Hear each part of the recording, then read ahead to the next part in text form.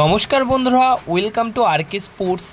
আশা করি তোমরা সবাই সুস্থ ও ভালো আছো।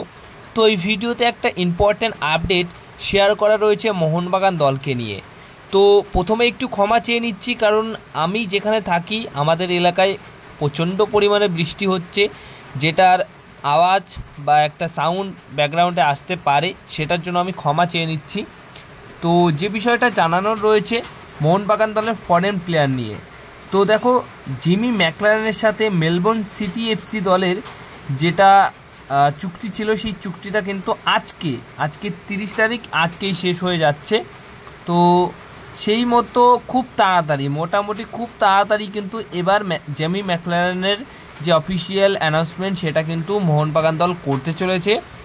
এছাড়া যে খবরটা রয়েছে, মেইনাস এইনা তারা যে খবরটা শেয়ার করেছে সেটা হচ্ছে ম্যাকলারেন এবং রদ্রিগেজ এই দুজন ছাড়াও মোহনবাগান দল কিন্তু এই বছর আরও বেশ কিছু বিদেশি ফুটবলার সই করাতে চলেছে।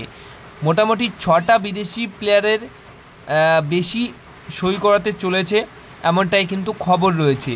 তো ম্যাকলারেন এবং রদ্রিগেজের পাশাপাশি তোমরা কিন্তু আরও 2 থেকে 3টে বা 4টে নতুন বিদেশি প্লেয়ার কিন্তু দেখতে পারবে, এবং তারা কিন্তু নামকরা বিদেশি প্লেয়ার, হাই প্রোফাইল বিদেশি প্লেয়ার। কারণ মোহনবাগান দল যেটা করে সেটা বড় করার জন্যই করে। তো সেটা সেই রকমভাবেই কিন্তু ম্যাকলারেন রদ্রিগেজ যতটা বড় সাইনিং, সেই রকমই কিন্তু আরও বড় সাইনিং কিন্তু করতে চলেছে মোহনবাগান দল, এমনটাই খবর রয়েছে। আর একটা জিনিস পরিষ্কার, এর আগেও কনফার্ম খবরই ছিল ম্যাকলারেন এবং রদ্রিগেজ মোহনবাগান দলে সই করছে। মেইনাস এরিনা তারাও কিন্তু এই বিষয়টা কনফার্ম করে দিল যে ম্যাকলারেন এবং রদ্রিগেজ কিন্তু মোহনবাগান দলেই সই করছে।